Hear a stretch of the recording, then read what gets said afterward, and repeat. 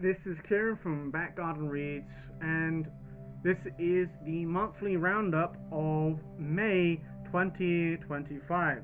To start off the whole review, I'm going to talk about Robot City. This is the fourth book in the Robot City saga, authorized by Isaac Asimov using his ideas, world, and what have you, written by other authors to expand on the world using their own sort of ideas, interpretation, implementations of the three laws of robotics. Being the first law, a robot cannot through action or inaction, allow harm to come to a human. The second law being the robot must obey the orders as set by a human unless otherwise it would conflict with the first law. And the third law of a robot must protect its own existence unless it conflicts with the first or second law. That's the premise of every robot's story based on Isaac Asimov's robotics. Now this book, book 4, Prodigy, approaches the sort of mystery differently in that the mystery is solved rather quickly because they know what the problem is, they know who it is. It's just a matter of convincing the robot what the problem is and understanding the problem and trying to get it to adapt and change.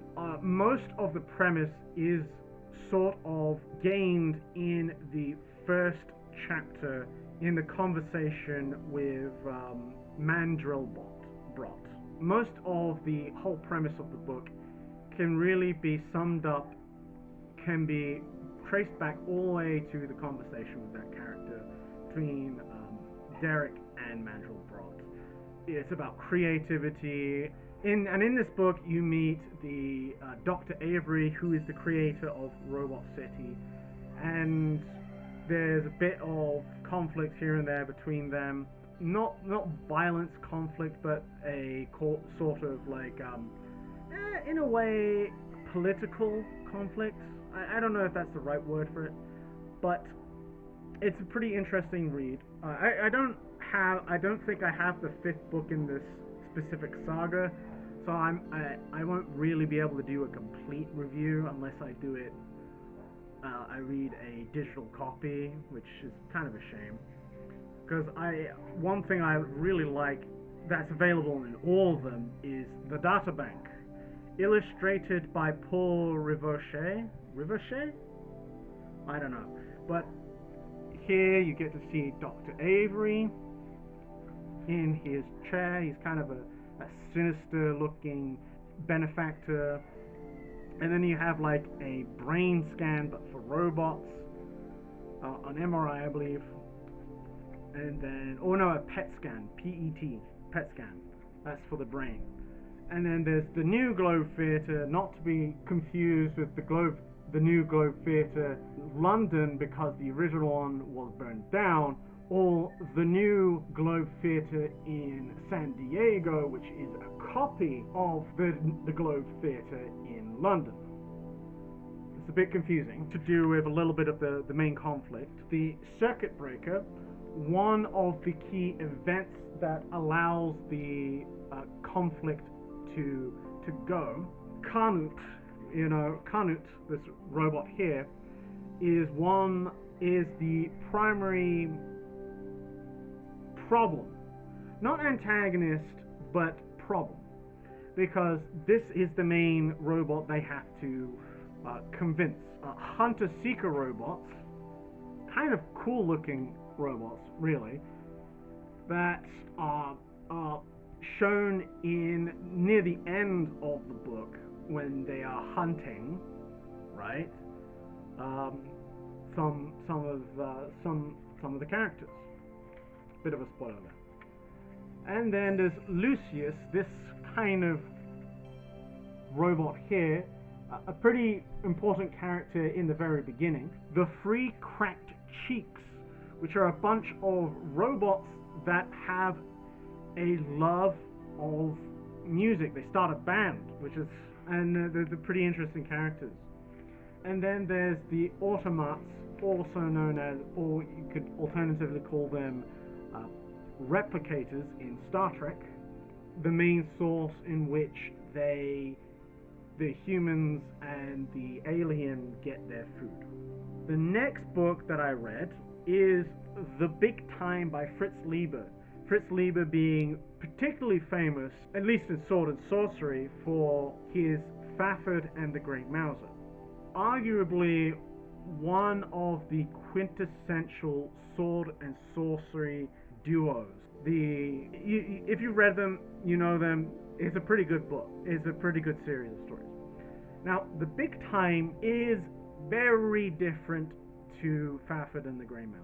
If you really love Fafhrd and the Grey Mouser, you'll have a much harder time enjoying this. This has little to no action whatsoever. Color states otherwise. I mean, I like this cover. It looks really cool and painterly. If they had a sort of poster of this, I'd definitely hang it up on my wall. And I mean, this without the Fritz Leiber and The Big Time, right? If I remove that, I definitely have this as a poster. Aside from that, it is not very actiony at all. It's more of a social drama in a way. More on the lines of something like 12 Angry Men rather than, say, Romanticism. And this is the kind of social drama in that it's all contained in this one area called The Big Time. I think it's called The Big Time. But it's this area outside of time. It's all about time travel, but at the same time, they barely ever address. There's barely any time travel throughout in the story, only reference to time travel. Reference in that other characters, aside from the main character, talk about, well, the whole thing. It works off the idea of it's a self-correcting timeline that you need lots and lots and lots of little change to ramp it into a big change. If you want to actually get something to change in the way you want, that's how you would do it. You wouldn't just do like, I step on a butterfly, now all of history it has changed and there's like beetle monsters rule the earth or anything like that. That's kind of ridiculous, let's be real. But it's actively having to go out throughout time and making these little changes to change the course of history. One of the major changes that's talked about, but not really seen, which is one of the reasons why I think this won't really suit everyone. Not specifically the thing, but it's more the fact that it's talked about rather than actually seen. And that's the spiders.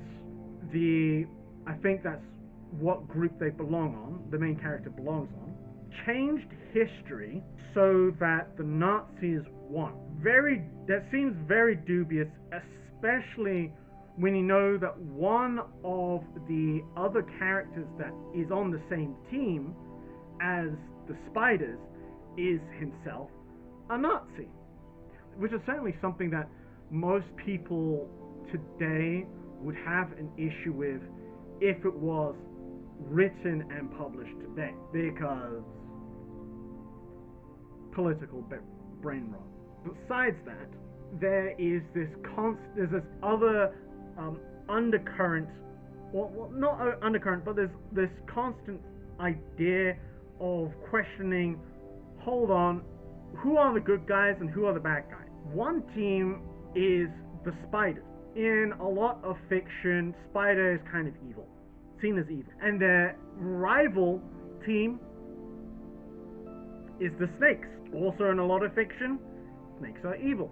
Strange, and like hearing what each of them kind of do, like in reference to what has changed in the timeline, and you hear what's being changed, you sometimes go like, hold on, that sounds like they're the good guys, but then they sound like the bad guys. Wait, who's the good guy again? Hans,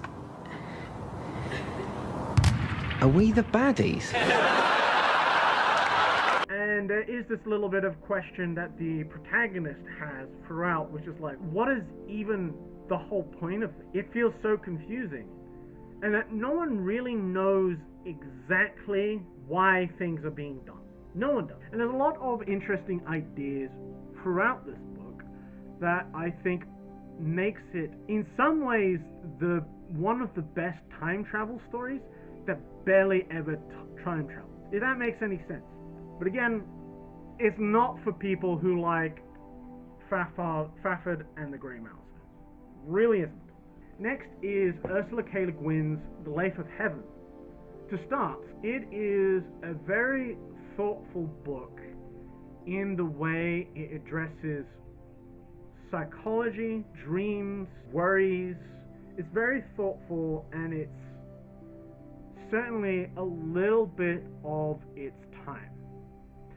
It's about the same time when people are really beginning to worry about overpopulation and a little bit about pollution, and it's the dealing with the worries of one particular character who can, while dreaming, affects the world in very different ways. For instance, he could literally dream that this pen that I'm holding right now becomes a pencil. The smallest of changes. And then throughout the book there's lots of more radical changes as it goes on and on and on, until it becomes a breakdown of reality. It writes itself in the end. It's very thoughtful, and it's far more, and because it was my first Ursula K. Le Guin book, I know a lot of people have had lots to say about her and her work, and say that it's really good, amazing, philosophical, and reading this, I can definitely agree. It is certainly philosophical. It's strange, very unusual at times, but it's still interesting. It gets you to think. And I mean, I even had a dream about my current life, but there was just this slight change that happened, and that everyone was treating it as normal. When I woke up, I actually, in my brain, went did things actually change?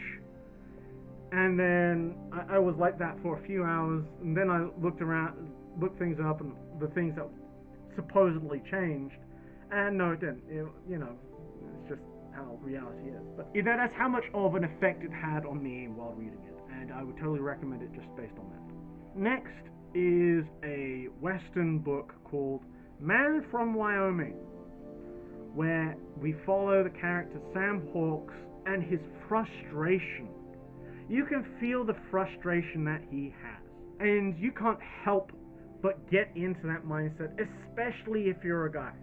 Especially if you're a guy, you're like, what the fuck is, what the fuck is happening?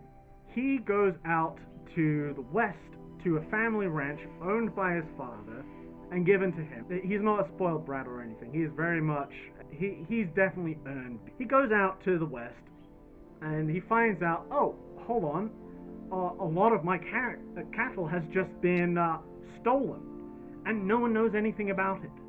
And so then it becomes this investigation of the cattle rust. And in this time, he brings his fiancée, this very aloof and frivolous woman called Penny, who you will hate by the end of the book, by the end of it, and you will be like, why the fuck does she just get away with it? Why the fuck does she just get off scot-free? That's perhaps one of the most annoying things about the book, but unfortunately very true to reality for a lot of men in the world. Anyway, his fiancée, and then hemorrhaging, losing a lot more money and stuff like that. And it goes through this cycle of oh, he finds out Keck, the man who's the cattle rustler, is employed by his own manager, who is an incompetent idiot who just does not know what to do with money except scam people out of money. Sam can't do anything about Keck, right?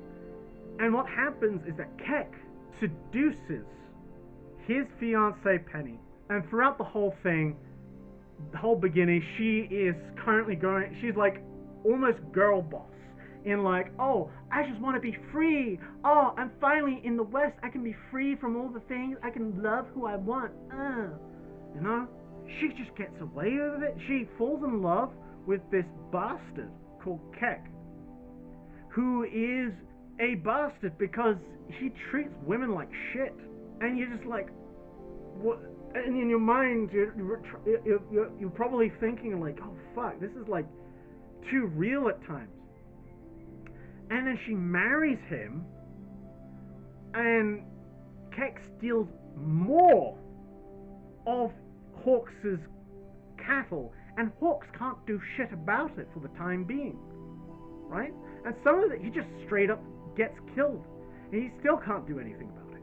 And it becomes this cycle, it becomes this whole loop of frustration that you can really feel in the pages and in the character. He's just like, at some point you're just like, man, I really hope that he gets something, get his revenge or something that actually goes right his way.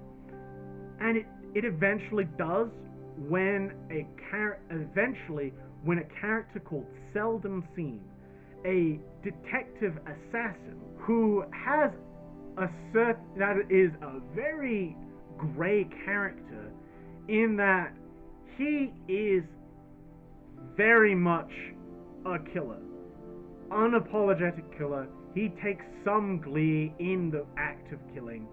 In one day, he kills like 5 guys. That's quite a lot of guys for just one day's work. Eventually, he kills Keck, and right before Keck was going to violate a girl that Hawks was actually becoming sweet on, you know, someone he actually kind of liked. And that was the straw that broke the camel's back, because he was just like, you know what? I am not gonna let him get away with having his way with this girl and just fucking off out of the country, out of the state. I am not going to allow that. So he went to his hideout, challenged him to a duel, and then bang, quickly gunned him down dead. That was a really satisfying ending. Now again, there's no comeuppance for Penny, which is the absolutely frustrating part. Like most people who cheat, she just goes on to the next man. And she went on to the next man when she was married to Keck, right? To some this foppish English gentleman, posho lord. And she gets no comeuppance whatsoever, and that's really kind of frustrating. But in the end, you're like, you know what?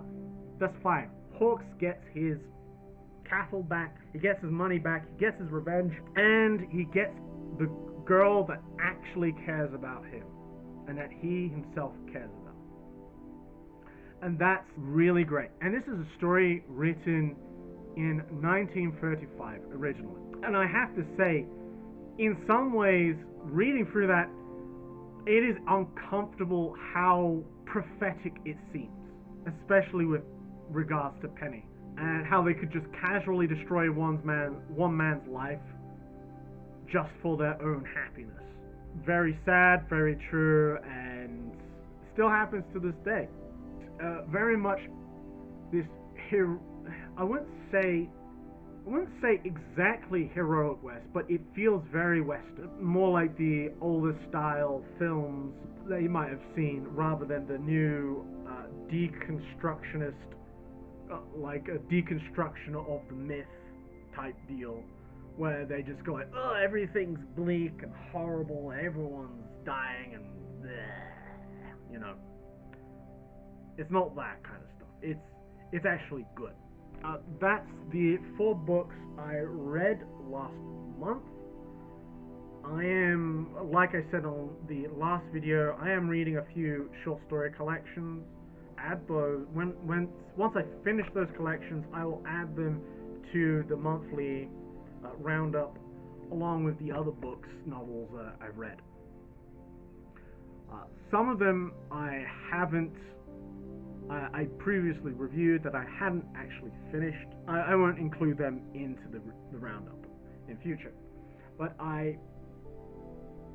that's generally the monthly roundup, and I hope you enjoyed.